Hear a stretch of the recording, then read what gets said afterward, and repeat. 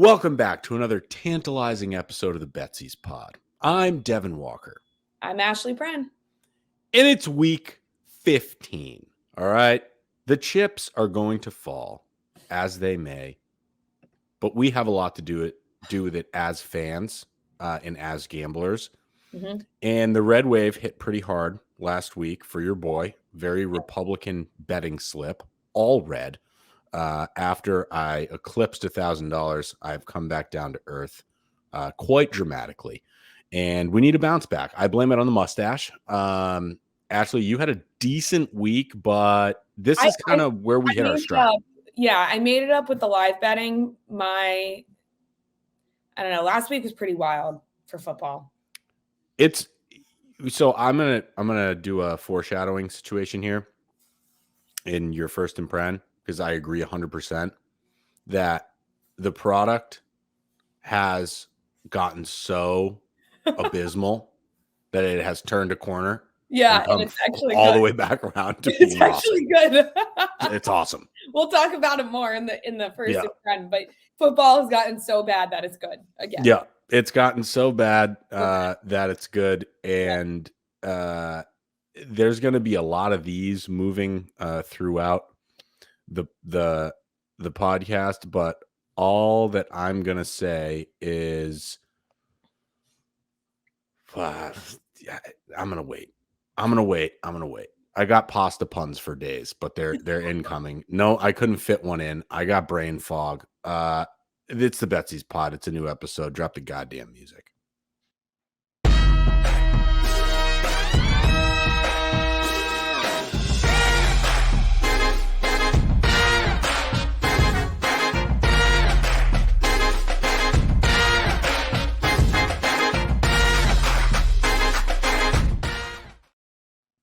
We're back, and this podcast is full of possibilities. So let's get right into it and recap our bets from last week. This should not take me long, considering they all had the same outcome.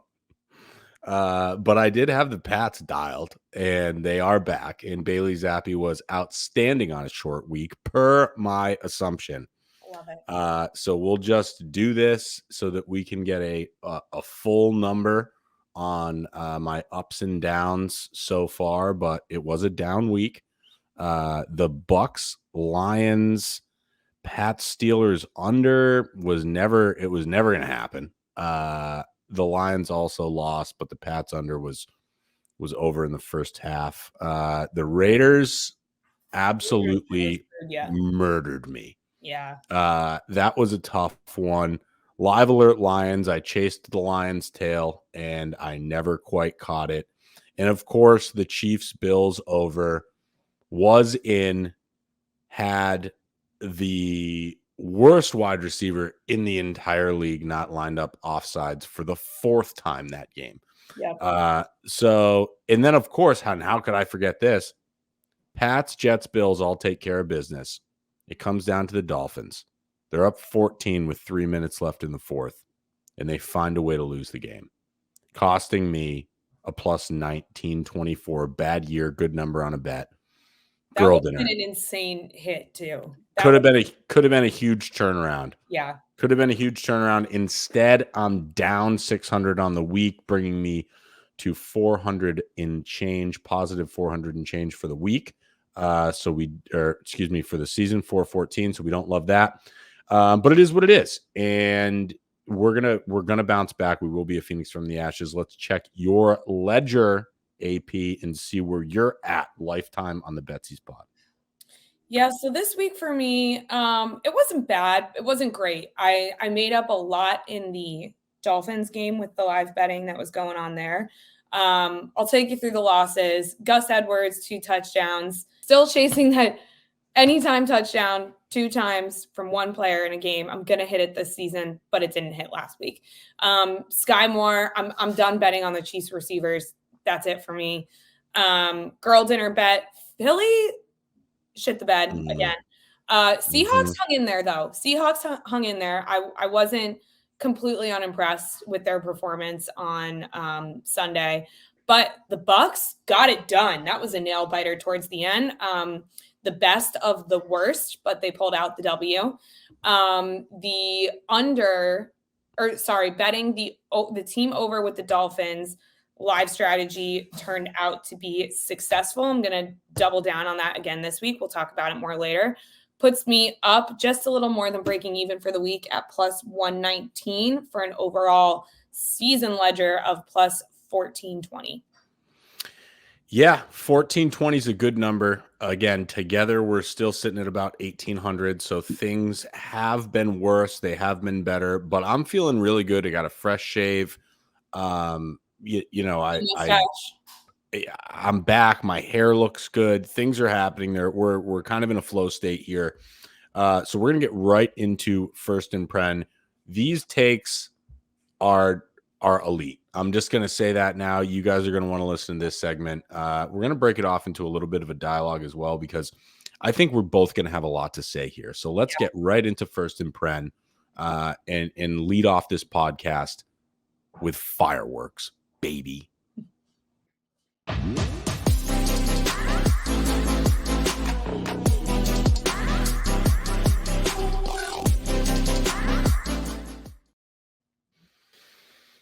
AP, start us off. It's first down. The segment is named after you, and it's time to chat. We talked about this at the very beginning of the podcast. It is not sarcasm. Football has gotten so bad that it's actually good. The product is coming full circle.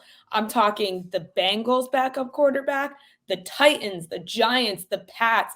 You can even throw the Texans in there, Josh Jobs in there if you're looking at the whole picture, not for the last 2 weeks. But the product has gotten so bad that I am now rooting for all of these backup quarterbacks that are actually doing a decent job.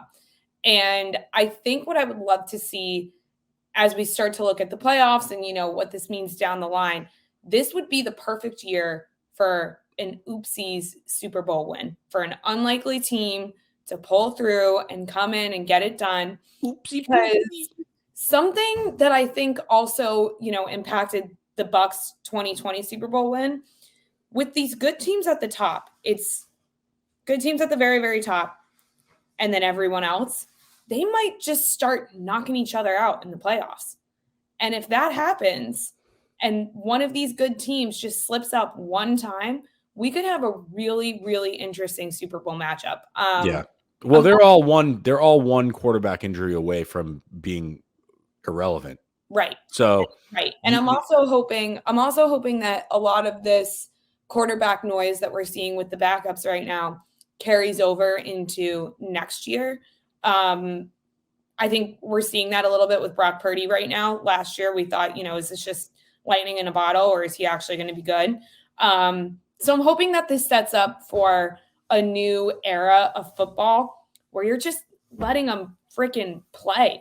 And I was actually pleasantly surprised, even though betting wise, it wasn't the best for me this weekend, of the output of, the products, because it's gotten so bad that it's good.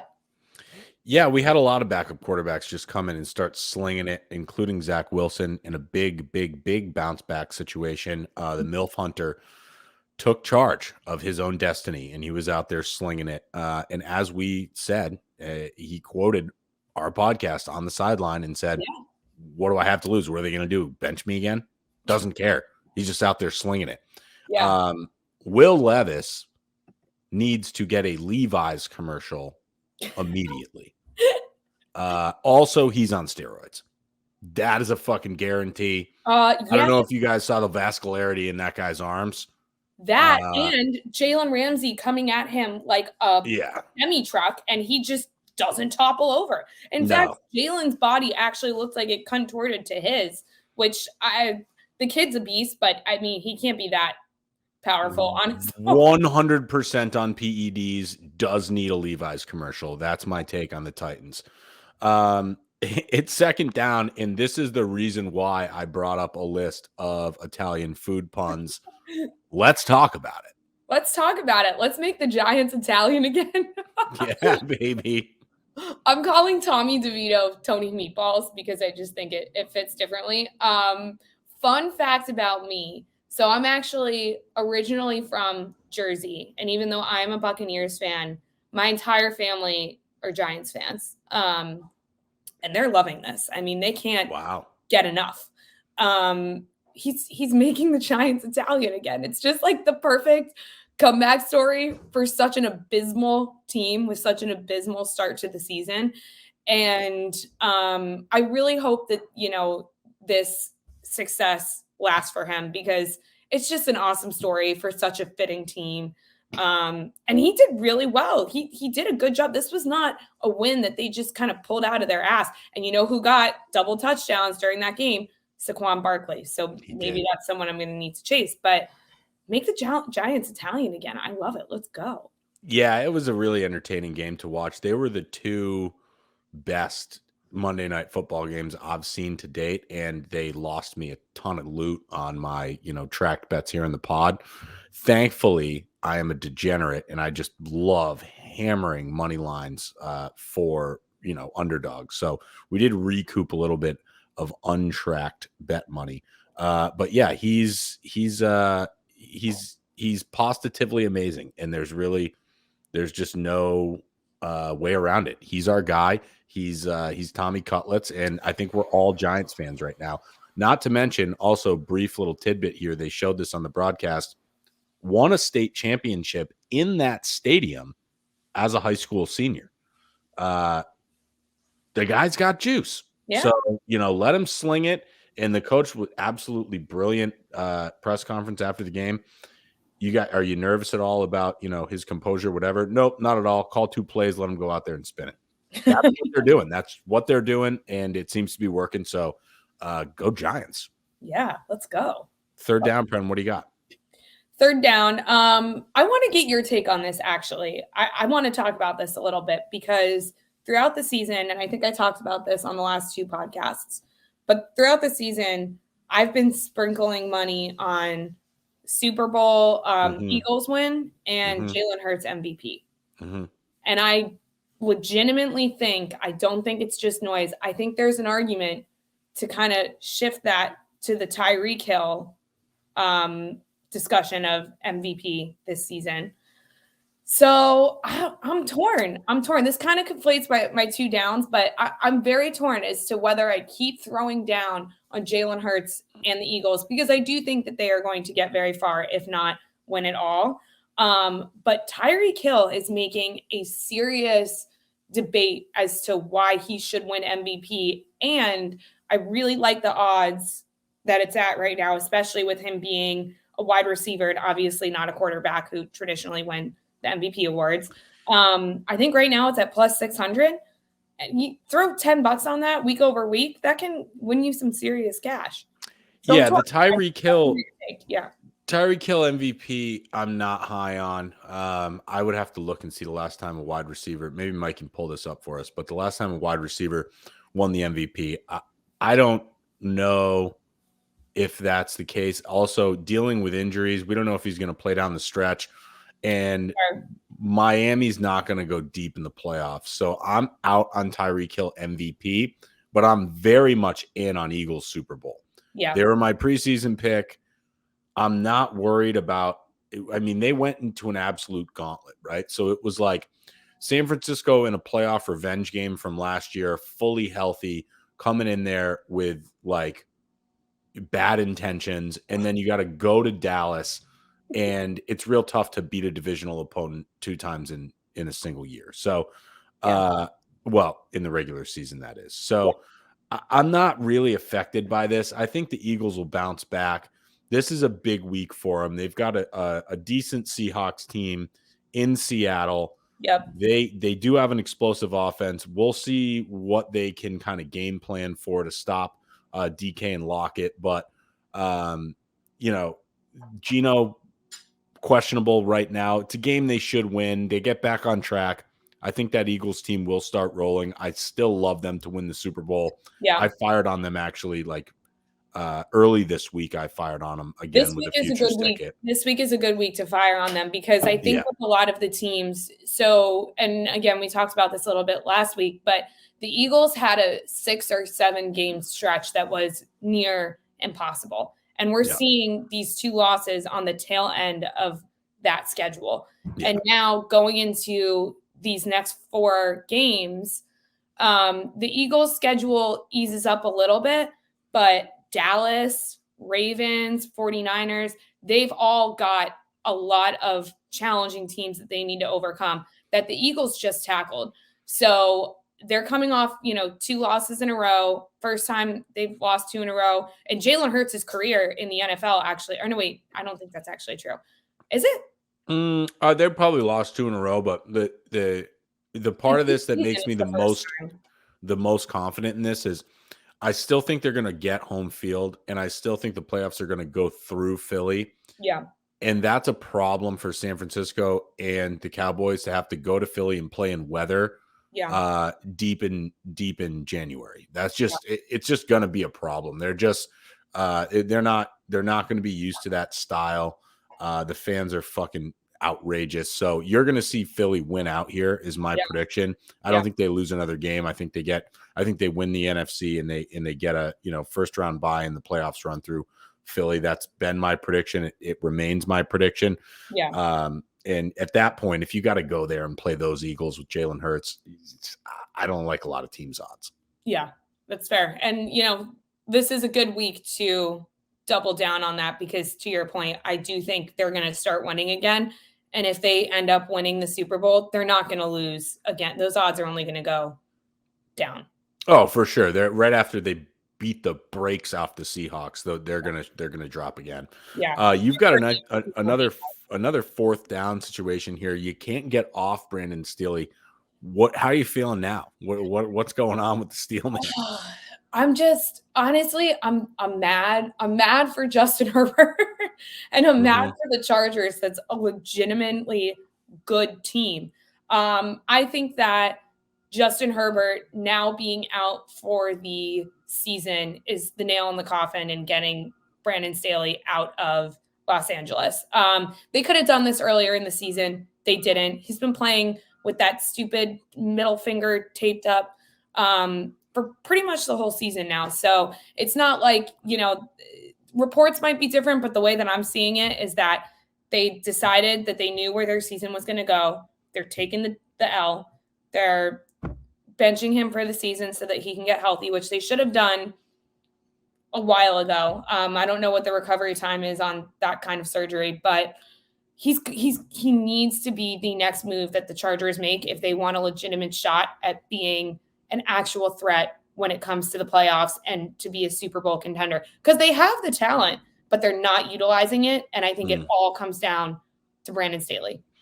Yeah, coaching plays a big factor in this league. Obviously, everybody knows that, and they've got the personnel, but they don't have they don't have the right guy moving the pieces there. So every chess game starts with the same pieces on both sides, right? And then someone loses, and that is just at who's moving the pieces. And right now, he's not moving the pieces well. And I think they have, honestly, I think they have better pieces than a lot of teams. So where do you put the blame? It's got to fall on the head coach. I completely agree. Yeah. Sorry, Staley, but your time is up. Your time is very likely up. I'm going to pop into my first imprint here.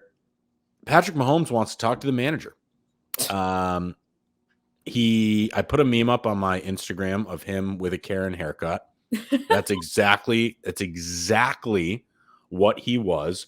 What a whiny little insufferable baby. Oh my God. Least likable team in the NFL. I hate the Chiefs. They're so annoying. The name we shall not say in this podcast in Travis Kelce, that was annoying enough. Yep. The entire Mahomes family adds an additional layer of annoyance to my life. Yep. I'm done watching Chiefs games. They're going to beat the shit out of the Patriots this week. I guarantee that. But God, they are unlikable. The whole team. The crazy thing is that in the whole team. Yeah. And the crazy thing, so I have 2 comments on this. The first being is that even though Josh Allen, after these games where like the Bills win and he seems so shocked, he always has this look on his face like that I just threw up meme kid that like comes and wakes his mom up at like 2 a.m. But both Travis Kelce and Patrick Mahomes post game to Josh Allen didn't talk about, good game, whatever. I'm sure they exchanged that in some regard.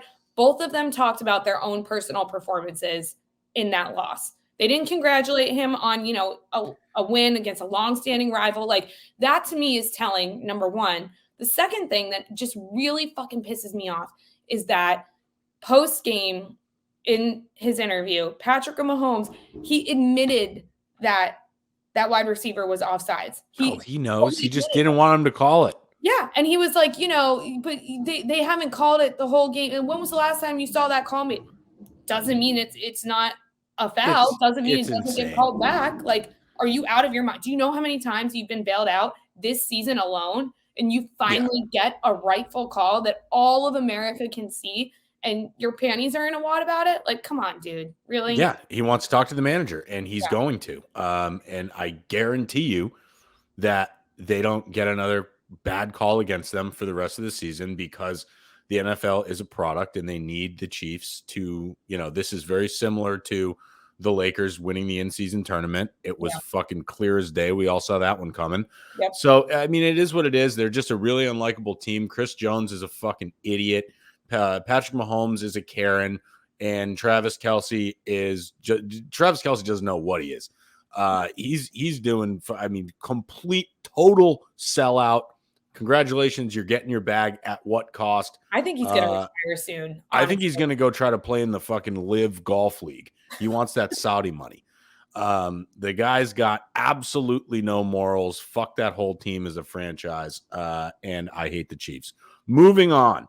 Best Monday night doubleheader of all time. I know there hasn't been many. At first, I was like, God damn it, the games are on at the same time. What's going on here? Thankfully, somebody, and whoever this was, I'd like to shake their hand, and they deserve a raise. Monday night double box, both games, one TV. I'm out here getting double teamed by Monday Night Football. I'm sitting here Eiffel Tower style on my couch, just getting plugged by two games. Come on, baby. That's what I'm talking about. And in each moment, I look over, something's awesome's happening. I look over here, something awesome's happening. We got Tommy Cutlets throwing fucking tutties. We got, a guy rocking Levi's jeans. It's outstanding. Great product, NFL. Congratulations. Monday night doubleheader. Best I've ever seen. Yeah. Third down. We got Saturday games. Woo! Woo! Hit him with a Ric Flair. Woo! We got Saturday games, and I'm real excited about it. I wish the matchups were a little bit better, but you want to know what? Doesn't really matter. It is what it is. It's NFL football on a Saturday. I'm excited about it. That gives us Thursday, Saturday, Sunday, and Monday. Sorry, ladies. Plan a little self-care weekend, because we're going to be in the lab. Okay? That's just what it is. We're going to be in the lab. Saturday football, I'm all fired up about it. It's getting to that time of the year, right? We're buying presents. We're watching games. We're gambling. It's a great time to be a goddamn American. Yeah. My fourth down is a hot take, and you probably aren't going to like it, but I truly believe that it starts this week. I think someone has to win this division. We have a three-way tie. And then we've got the Panthers. I fired a future this morning. I'm taking the Saints to win the playoffs. They're plus 275 on most books. I saw them as low as plus 240. The Saints are making the playoffs, and they're making the playoffs by winning the division. I understand it's not that entertaining of a product right now over there in the NFC. Someone's got to do it. I'm doubling down on this. Someone has to win, and the Falcons fucking stink. And I hate to say it, but the Bucks are horrible. So I'm just taking people off the list. Like, can't be them. I think it's got to be the Saints. I envision the Saints winning 3 of the next 4, stealing a playoff spot, and potentially winning a playoff game. There, I said it. I said what I said. Saints, divisional winner, playoff maker. What do you think about that? Here's the thing, is that I'm not an idiot, even though I am a Bucs fan. Like, I know that the chances of them retaining that playoff spot are not great. But if you're looking at mere playoff experience and getting to the playoffs across the board with these teams, they have the best shot on paper. Baker Mayfield has been to the playoffs before. He's gotten a team to the playoffs before. Our wide receivers have been there, have been far. I don't see, and you can make the same argument for the Saints. I think on paper, though, the Bucs take it just a little bit further. I do think it will come down to the Buccaneers and the Saints. It's obviously not going to be the Panthers. It's obviously not going to be the Falcons. Even just for, draft picks alone, those two teams are better off tanking. I think that Todd Bowles and Baker Mayfield are playing and coaching for their jobs next season. Interesting. And I don't know. You could say the same. I think you can. Yeah. I mean, the contract, Derek Carr's not going anywhere because of the contract. Yeah. No one's going to trade for him, so he'll be there. But that's a Saints team. For me, the difference is Kamara. And I would agree with that. That was what I was gonna say. Like next. Fresh legs for a running back like that. It really does make a difference. And his wear and tear this season is, super limited, and he's a major playmaker. So I just think down the stretch, the Saints are probably going to get it done. I could see it going either way. I don't trust Baker Mayfield when they need a play late in the game with the division on the line. I think he throws a pick before he throws a tutty. That's where I'm at. That's where I'm at.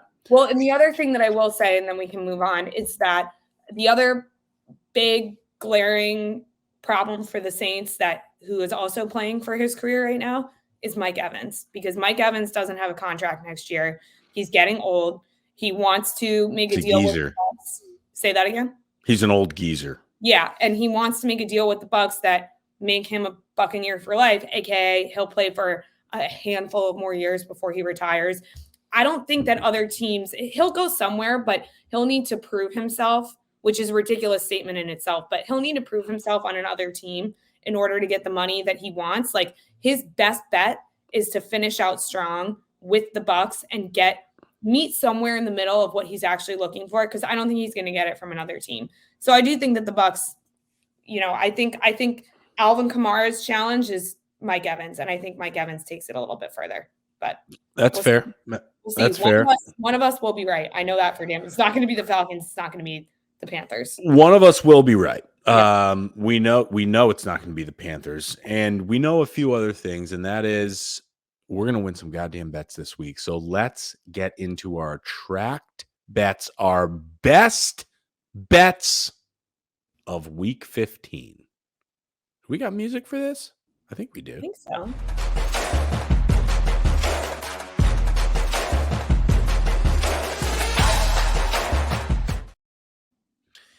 Those are home brews. I just determined those label-less green bottles are home brews. Those people are getting lit. They're getting fucking, that's bathtub beer right there. Let's ping pong this shit, AP. Let's start with our lowest odds and move to our highest odds. And we'll start with you. So I went a little conservative this week. Some of these props still aren't out, but I also intentionally wanted to keep it a little bit close to the vest after I had to make up everything with live betting last week. So we're going to start with what I think is the get right W parlay. I've got Dallas, Philly, Kansas City money line. Philly's coming back. Kansas City's coming back. Dallas has to keep winning in order to solidify a spot as a threat in the playoffs. And the odds for this are good. It puts you at plus 269. Dallas is not favored this week. They are playing in Buffalo, weather permitting. But I still think that they pull this W out against a really shitty Bills team. Yeah, you're still off the Bills, huh? Yep, I'm still off the Bills. Yeah, still off the Bills. I'm on the opposite side of this game. I think the Bills win. I think the Bills win handily. I don't know. I just watched that Dallas game. I was not super impressed. I was more like, who are these Eagles than, wow, look at Dallas. But it's at 269, absolute value city right there.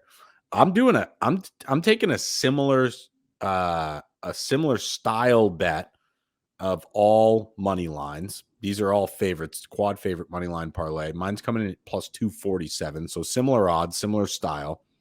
Dolphins will win in a blowout. Chiefs will win in a blowout. Titans, interesting here.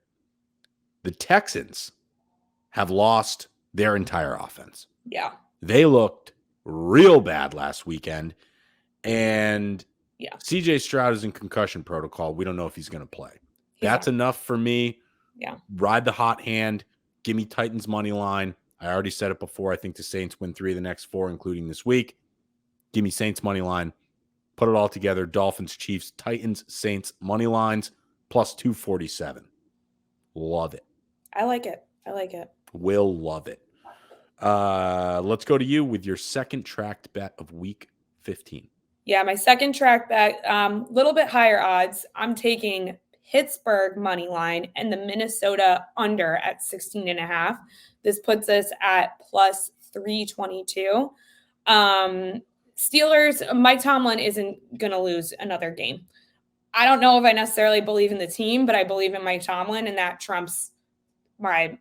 Do you believe in Mitchell Trubisky?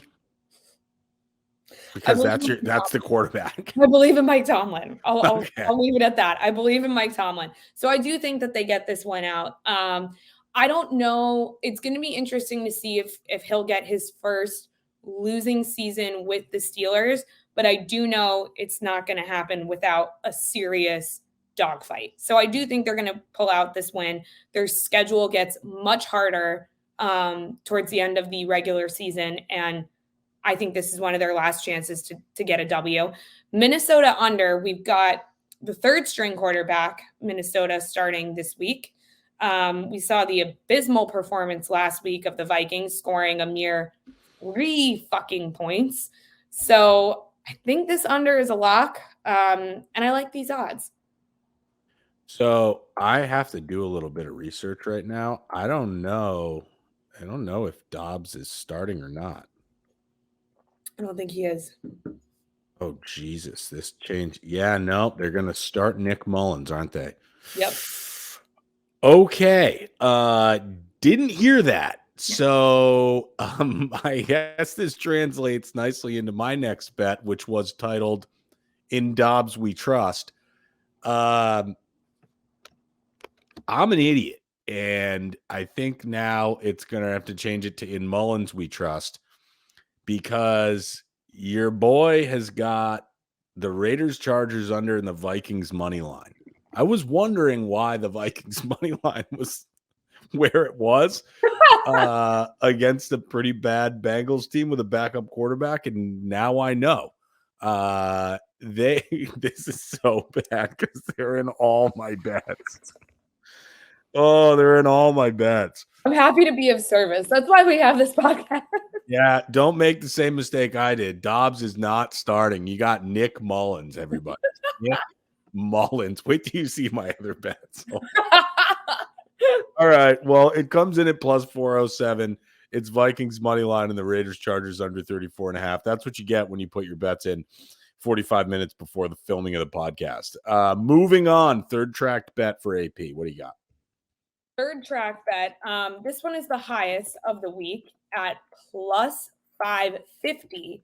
I did something a little different. I haven't done one of these yet, but I've got the Jets at plus 8.5, the Giants at plus 6.5, Denver at plus 5.5. Now, here's the thing with the Jets and the Giants. They're obviously coming off of 2 really big wins with the most unassuming quarterbacks in the NFL.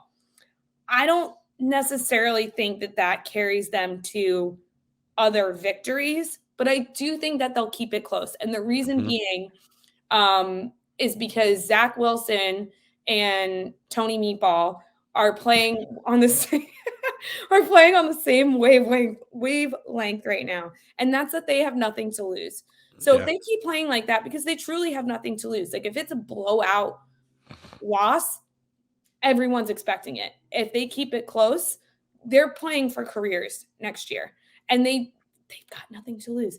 So this is creative for me. This is new. Denver's going to be a good game. I'm excited to watch that game. But yeah, it's at plus 550. Some of my lowest odds on the higher end of this podcast, but we'll see what happens. I mean, there's nothing low about 550. It's just that we've been combating it with plus 1400 all year. I've got a 4-team screamer right now, and it again includes the Vikings, as does my girl dinner bet and my live alerts. So a little foreshadowing there. I'm sticking to my guns. Nick Mullins, you're my guy. I'm gonna overnight order a Mullins jersey for this weekend. I'll be rocking it. Vikings +4, Broncos +4. Our books had it a little different. Chiefs -9.5, and the Colts -2.5. It's plus 1176. Vikings +4. Don't feel so good about that now, but at the time I felt pretty good about it. Broncos are on a heater. If they do lose the game, should be inside a field goal. Chiefs -9.5, going to go to Foxborough and just absolutely put the fucking beat down on my Pats, unfortunately. And Mitchell Trubisky could be the worst quarterback in the history of the NFL, so I'm going to take the Colts -2.5. You put it all together, you get 1176.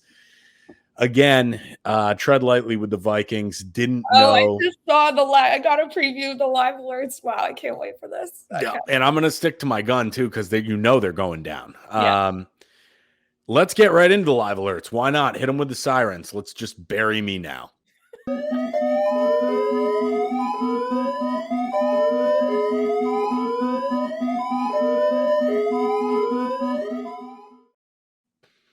I'm going to get it over with. It's written right here. It's a 10-unit bet on the Vikings money line at plus 200, and I will fire on this. I will put $1,000 on Vikings money line at plus 200. I'm turning my fucking whole season around with Nick Mullins. Also, I got a 10-unit bet on the Packers money line at plus 150. The Packers love to go down in the first half and come roaring back. Oh, yeah. They absolutely love it. I expect him to do the same thing. I think Jordan Love's got one more comeback victory in him. Plus 150 is good odds. I'm putting 10 units on both of them. If the Vikings go to plus 200 or the Packers go to plus 150, it's 10-unit live alerts for your boy. And I'm telling you right now, I will be firing on these, and they will hit. The good news about putting 10 units on a live alert is that's my budget for that game. So I can't be chasing it if it goes up further. That's it. That's my ceiling. Vikings plus 200, Packers plus 150. What do you got for the live alerts, AP? I got a couple. As we all know, the majority of my money for the last 2 weeks has been coming from the live alerts. So I'm going to be looking at the Dolphins and 49ers team over respectively. What we saw with the Dolphins on Monday night was that their team over at one point dropped as low as 19.5, and I hammered that. So I think with the Dolphins in particular, they can have like a low scoring first half, let that line drop, hammer the team over. The Niners, they're always going to blow out the over, especially at this point in the season. So you kind of monitor it, you wait for it to drop as low as you think it's going to get, and then you hammer it. Yeah. It's good strategy. Yeah. It doesn't really work on the inverse, like when you're looking at unders, because I think teams just ultimately end up scoring more in the second half, especially this time of the year. I spoke about this in some of my track bets, but Dallas money line, I don't have a number to this, but let's put it at plus 200. If they go to plus 200, I'm hammering that. We all know how I feel about the Bills. I don't have to repeat it. But that's one I'm going to watch for the lives. And also the Browns-Bears game over. I think that this can come down to a shootout. Justin Fields, another quarterback that's playing for a starting quarterback position in the NFL next year. And he seems to have gotten into a little bit of a groove. The backup for the Browns, I don't even – who's their backup again? No idea. Kid sucks. Yeah. But they seem to be legitimate contenders when it comes down to these, close games. So fuck it. I'm going to keep my eye on the over, see what happens. Yeah, I like it.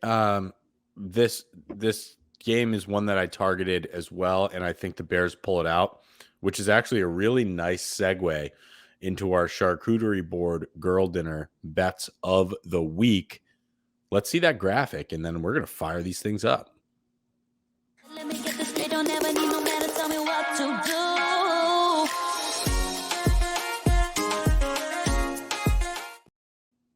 Gets me every time. Gets me fired up every time. Last week, I missed a full division money line parlay by one game because the Dolphins blew a 14-point lead with 3 minutes left in the fourth quarter. That was so close. That would have been sick. I'm going back to the well, but I'm changing conferences. I'm going over the NFC, and I'm going north. Lions, Packers, Vikings, Bears. 4-way, NFC North, money line parlay, plus 1454. Bad year. Good bet. Real excited about this one. Lions, Packers, Vikings, Bears, all in relatively tight games. Got 2 favorites, got 2 dogs. I guarantee this goes 3 for 4. It's really a question of whether the Vikings are going to win a game. I was going to say Nick Mullins. Yeah, they might. We're fixing to find out. That's my girl dinner bet of the week. AP, what do you got? So I have to change mine a little bit because I forgot that CJ Stroud is not playing, but the odds actually don't change. Currently questionable. Questionable? Yeah. I don't know. I don't think he's going to play. But fair. All things considered, still going to change my bet. Odds actually don't change, but okay. I'm taking the Texans-Titans under. Wow. At 37.5. Okay. It was the over. If Stroud plays, I will hedge and I'll take the over in the same parlay. So we'll see what happens. But right now I'm going to switch it to the under 37.5. Mm-hmm. Bears Browns over 37.5, which we talked about in live alerts as well. Mm-hmm. Baltimore team over 23.5 at plus 600. I actually really like the bet, and I like it with the Texans Titans under. Yeah. That's Baltimore is fighting for that bye week. They're fighting for the number 1 spot. And honestly, they might get it. I think that 23.5 points is a must hit over for them.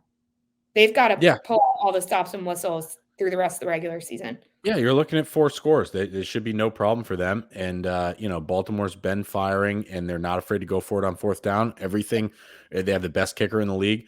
Mm-hmm. Everything kind of points towards a high total there. I really like the bet. Well done, AP, on the girl dinner bet.